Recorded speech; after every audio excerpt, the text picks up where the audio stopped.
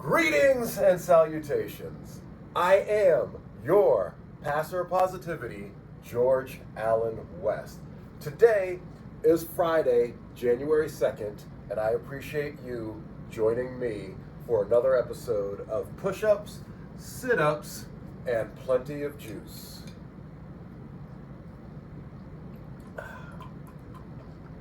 Rocking the Glow Juice this morning. Definitely the best batch of Glow Juice that I've made yet. Unfortunately, the Gatorade fermented, so we had to dump that out. We finished off the lemon elixir this morning, finished off the Glow Juice, so we've got to make some more juices, get some things flowing, and we will definitely get to that at some point this weekend. But for today, on tap right now, we are going to keep this workout as short and sweet as possible. 10 minutes on the treadmill. We're going to do the 10-minute Justina Ercole warm-up, and then we are going to do our 100 squats, 50 push-ups, 5 pull-ups, 6 pull-ups. 100 squats, 50 push-ups, 6 pull-ups. Then we will stretch, call it a day. Ideally looking to get all that done in under an hour. So that's the game plan, and I will report back if we were able to do that. It's 8:26 right now. We're about to flow and show, but before we flow and show, I don't remember what I weighed in at yesterday, so let me take a quick look at that. Yesterday, I weighed in at 167.8. So today we're going to find out what we weigh in at, because you know what we do on this flow, boy. We show, boy, and we throw around electronics. Didn't even make the mat. Got the phone in the left pocket this time. It didn't affect things too badly, all things considered. Give that a nice toss. And then last but not least, let's take a look at how our Taco Belly is doing today. Last night we had Taco Bell. I don't even remember what I had. The steak grilled cheese burrito, I had the stacker, and I had the chicken cantina crispy taco, which I'm actually a big fan of, I must say. So we had those things because of that, and then came home, ate a ton of Tostitos chips and Cheez-Its. I need to just get those things out of the house. If they're out of the house, I won't eat them. Then I had the quarter cup of pumpkin seeds, so that was good at least. Stuck to that, and we are going to next week get ourselves into a really good spot nutritionally. This week has been my worst nutritional week in a long time.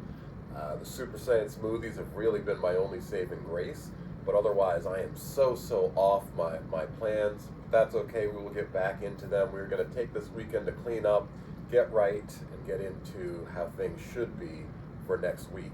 So that's what we've got going on with that. Like I said, yesterday we weighed in at 167.8. So let's see where we are at today.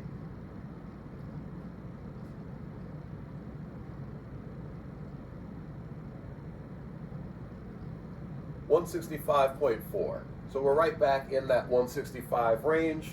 That's about right now my body set point, I believe. So all good, all good. Let's roll with that. I am going to get ready, and I will see you guys at the treadmill.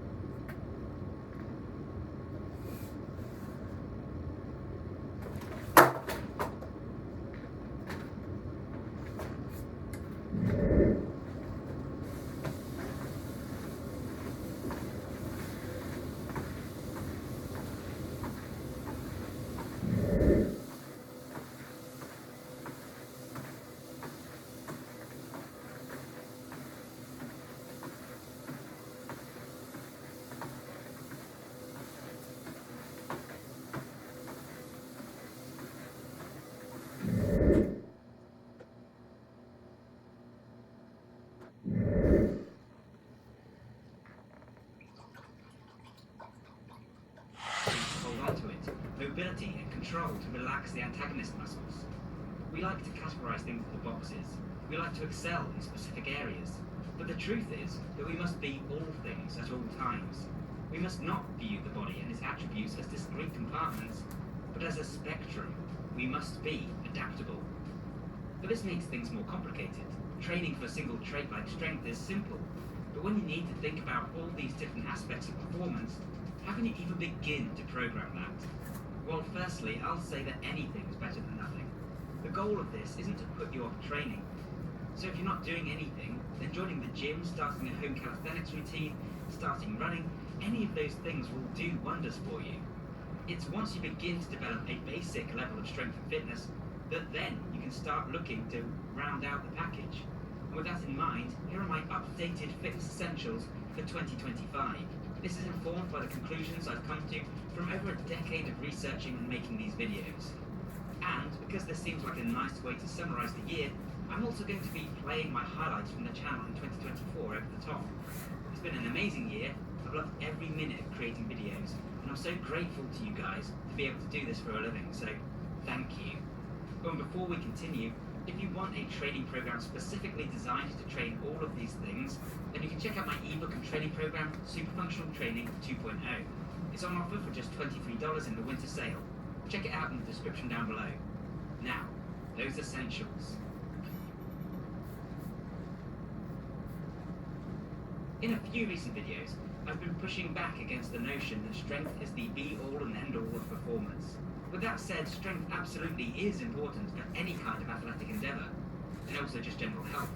Being stronger will help you to run faster, jump higher, climb better, avoid injury, pick up things safely.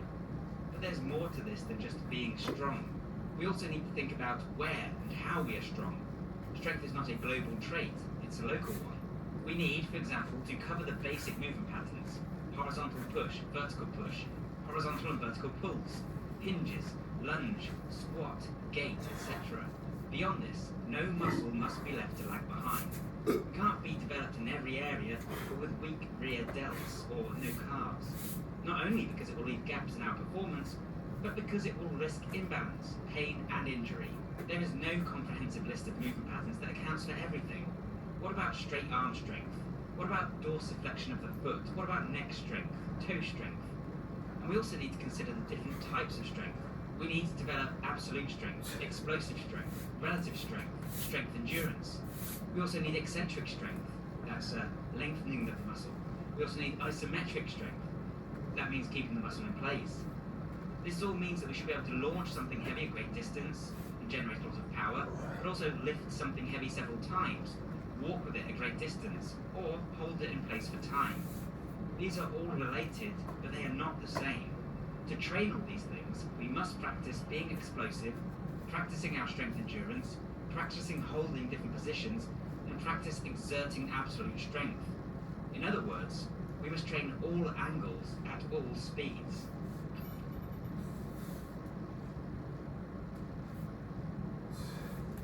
Notice I won't be including everything from my Pillars of Fitness video here. Speed is very important, for example. It is a pillar of fitness, but it's going to be covered by these essentials in other ways. That is to say that by training explosive strength, coordination, fluidity, and elasticity, you will be fast. We are focusing more on attributes that underpin traits. Those who remember... Feet to the front as we shift side to side for a little lateral shift. So I'm driving into the heels, keeping the chest lifted, ribs are closed, toes are toward the front, and that back is nice and active. We'll take 30 seconds just shifting side to side, and then we're going to work the right side of the body first. Make sure those shoulders are down away from the ears. Good. We're going to hold over to the right, and let's go for it. So driving into the heel, hands can be at heart center. If you want to get a little bit more in core and lat engagement, you can bring those arms up by the ears. Keep driving into that heel. 5 more seconds, we're going to add a little press. Good. Up, down, press, press. So really make it mean something. Make sure we're not just bouncing in that joint.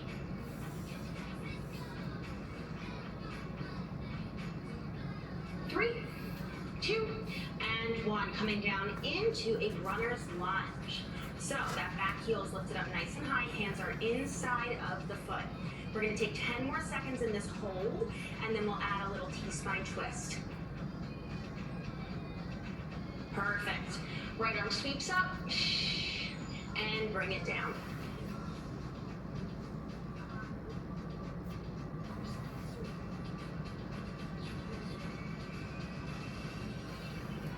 Dropping the back knee down, both stand it up nice, or kneel it up nice and tall, hands on the hips. Short stance between the foot and the knee as we drive that knee over toward the toe. So this isn't about stretching out the back hip. We're going to get into that soon. This is more about the ankle mobility. 15 more seconds here.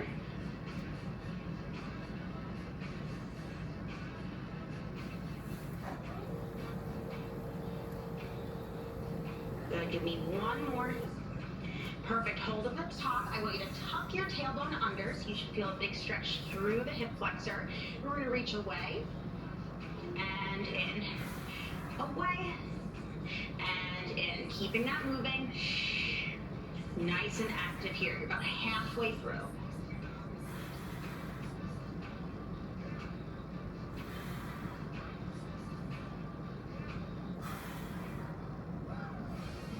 Ooh, give me one more. Perfect. Walking it down onto the hands and knees. Take that right leg out to the side behind you. Well, side, not behind you. We're coming into some adductor rocks. So sending the hips back and forward. This should feel really nice on that inner thigh.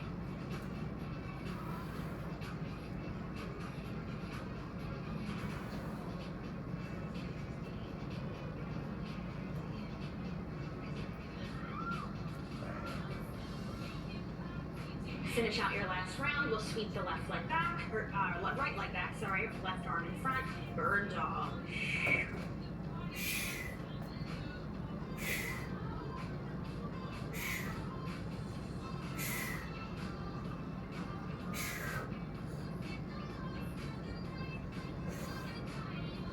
Just about 10 more seconds here, and then we're gonna roll it on up and switch to the other side in 3, in 2, and 1. Hands down, tuck the toes, lift those hips up, walk the hands back toward the feet.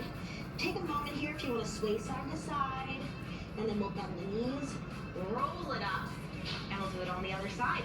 So, starting that clock over from the top, we've got those lateral shifts, left to right. So this is one of my favorite, just kind of like full body warm-up flows to get the joints moving, to get the muscles activated. I find that we kind of hit like a little bit of everything very quickly. So especially if you don't want to spend a lot of time in your warm-ups, it's a really good one. 10 seconds here.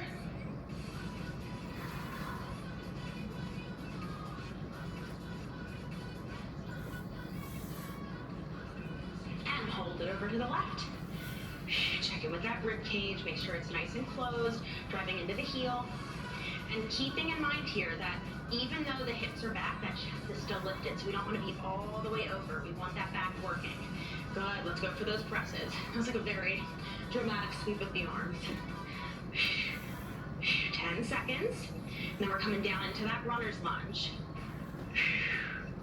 4, 3, 2, and 1. Bring it down, hands inside that foot. Good, keep pressing down into that hip.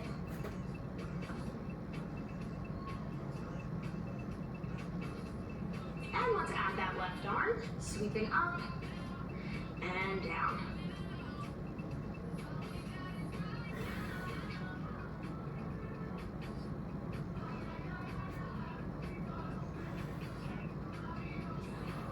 And finishing that out, let's drop the back knee, coming up into our half kneeling position, shifting the knee over the toe, and coming back. Remember again, this isn't so much about the hip, this is more about the ankle complex.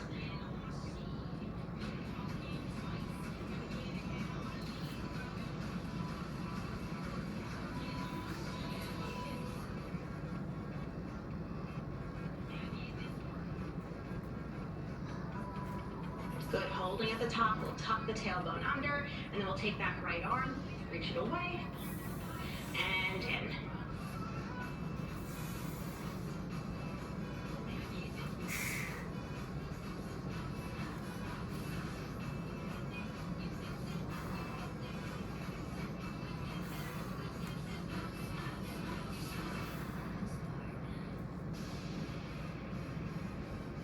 Finishing out your last one, we'll untuck the tailbone, bring the hands down, left leg out to the side as we sit those hips back and forward.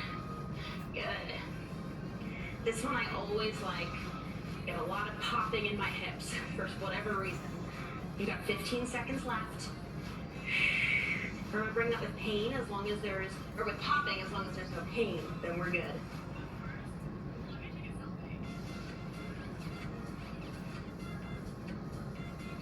Good, finishing out your last one.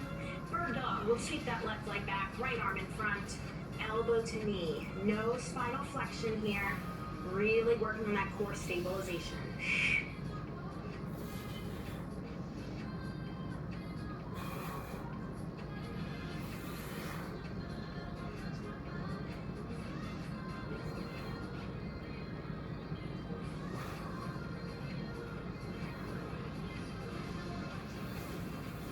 Very nice. And let's drop the booty back to the heels. One more thing here. Tops of the hands down. We'll take a little wrist stretch. This is a part of mobility that I feel a lot of us neglect, and so many of us have weak wrists or just wrist mobility issues. Let's switch. Palms down. Reverse wrist rockers. So implementing these before, after, on rest days, I mean, these two things right here are some of the best things you can do for your wrists. Good, give them a little shake, and we are all set. So, that again, that could be a great little rest day stretch. That could be a mobility warm-up for yourself on a full body workout day. You can use that any way that you like. Any questions, let me know, and I will see you in the next one.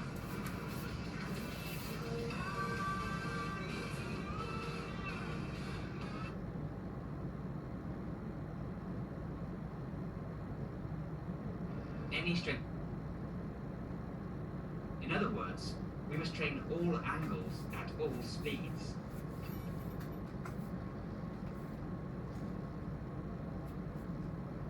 Notice I won't be including everything from my pillars of fitness video here. Speed is very important, for example. It is a pillar of fitness, but it's going to be covered by these essentials in other ways. That is to say that by training explosive strength, coordination, fluidity, and elasticity, you will be fast. We are focusing more on attributes that underpin traits. Those who remember my ATNSP hierarchy will know what I'm talking about. In this case, your running speed is a product of explosive strength, technique, and even ankle stiffness. And ankle stiffness refers to your ability to return energy to the ground, keeping your calves in an isometric contraction, whilst keeping your tendons strong. This is partly what gives you that elasticity, that bounciness, but to train to become truly bouncy, you also need to train your stretch shortening cycle. Strong tendons will allow you to exert more strength while simultaneously improving your elasticity, running speed, jump height. They're even more important for avoiding injury. Any strength training will also train the tendons. However, you can specifically bias the tendons by training with longer rep ranges that drive more blood to them, by training in stretched positions, or even by using negatives and other techniques that allow you to place the tendons under greater strain than would normally be possible. Then there's the fascia.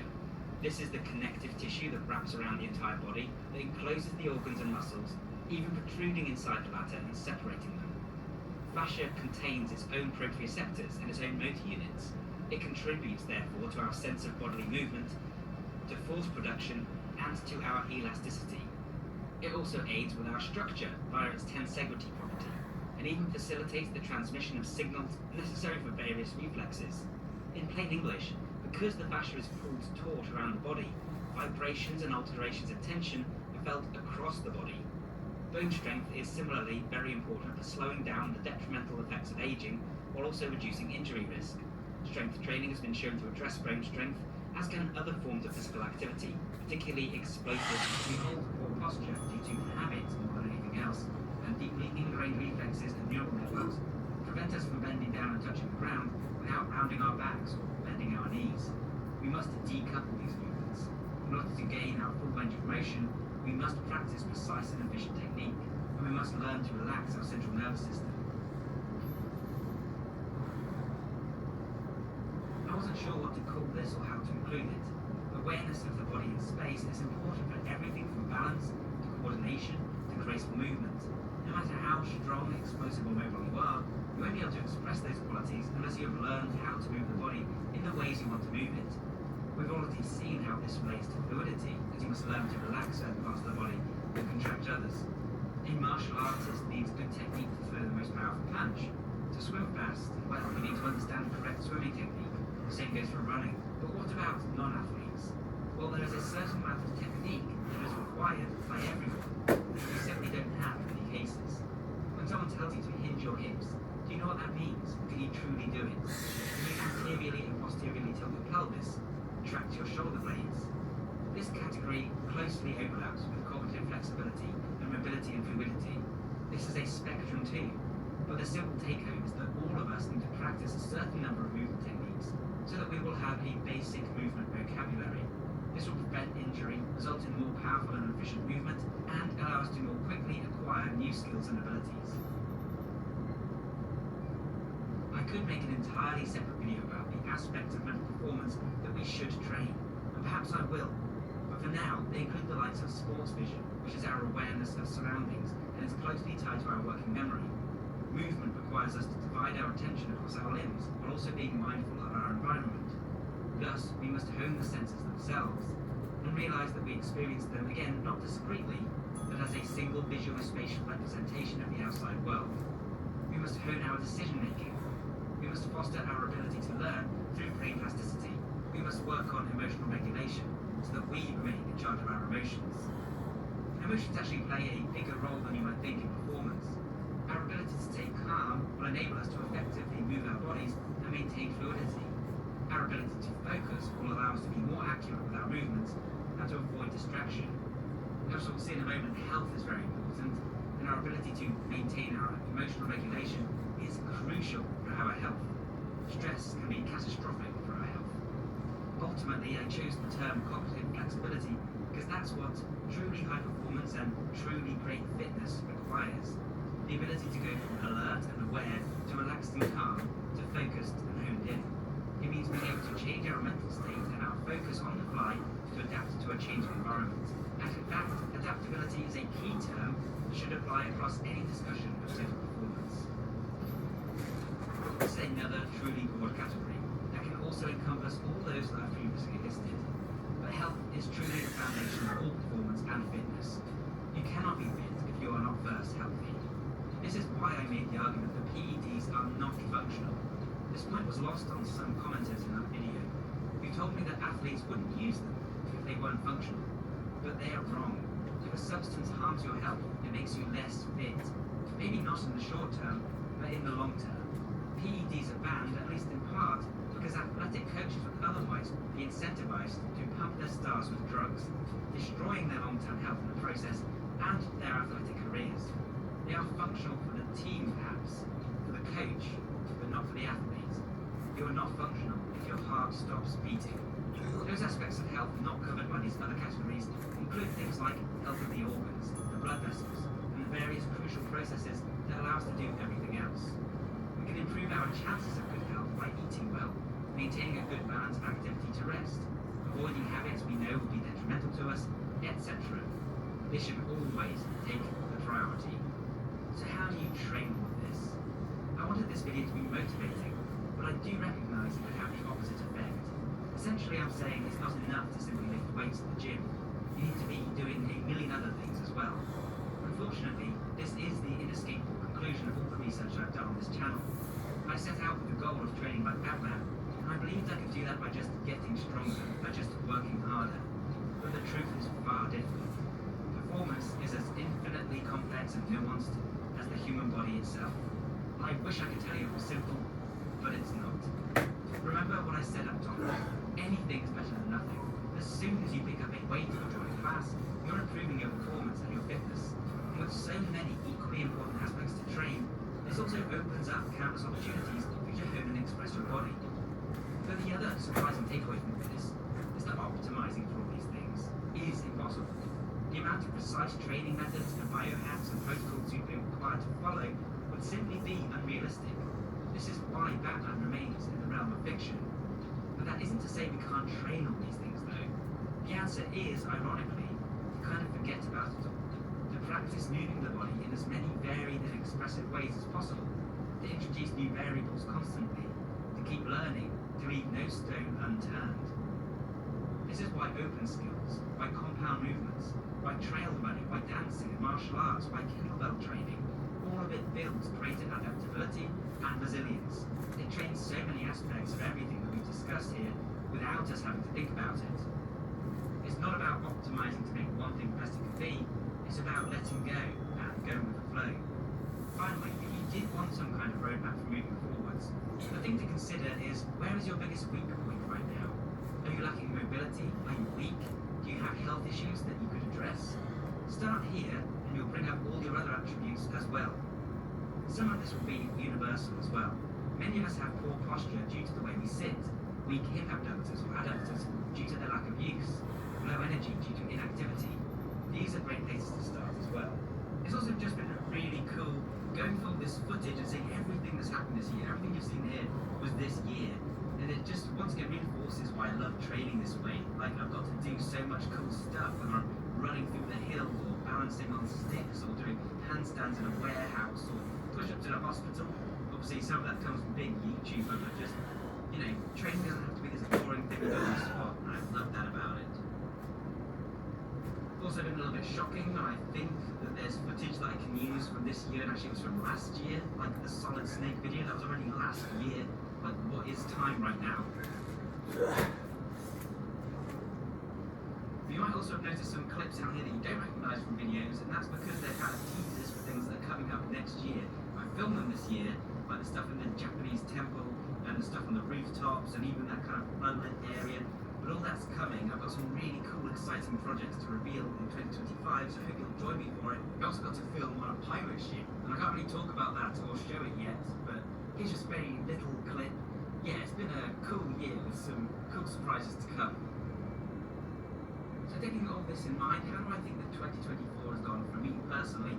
Well, it's been quite good actually. I think, well, for starters, I've massively improved my back, the back pain. This video is for all you guys and girls who want to get into fitness, but who don't want to make it your entire personality. It's for those who want to feel a little better, have more energy.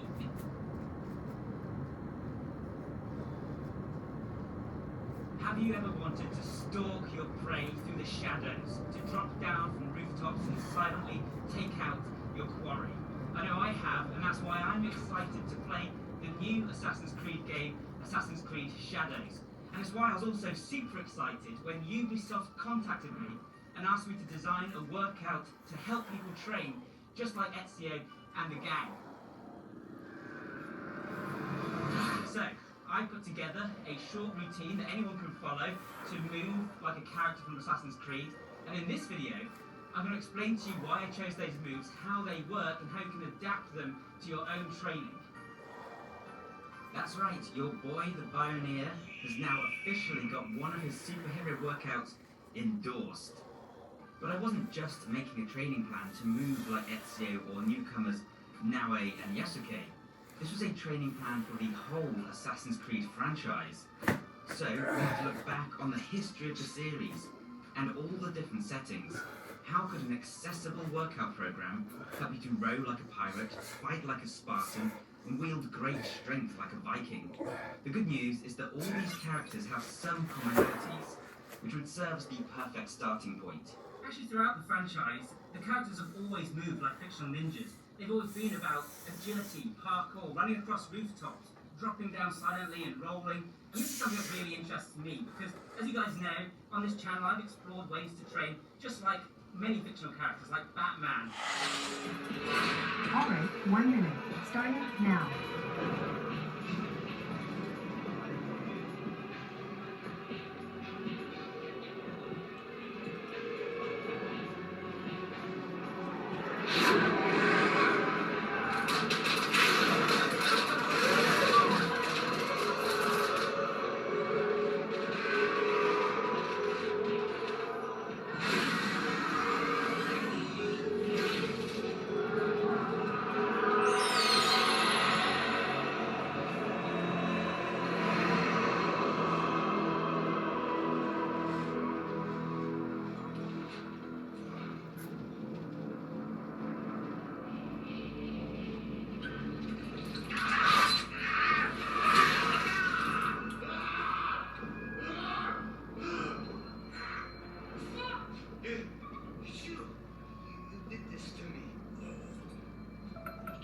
Stop.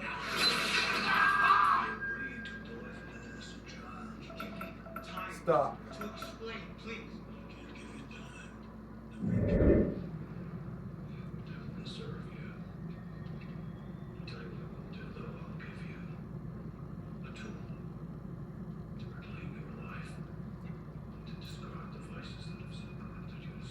I don't have a fucking soul.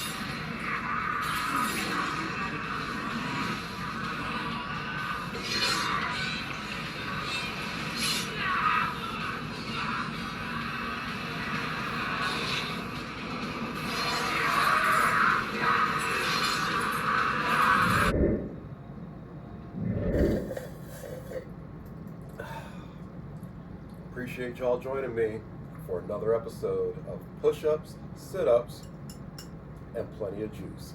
This has been I Am Your Pastor of Positivity, George Allen West, reminding you to cherish your life.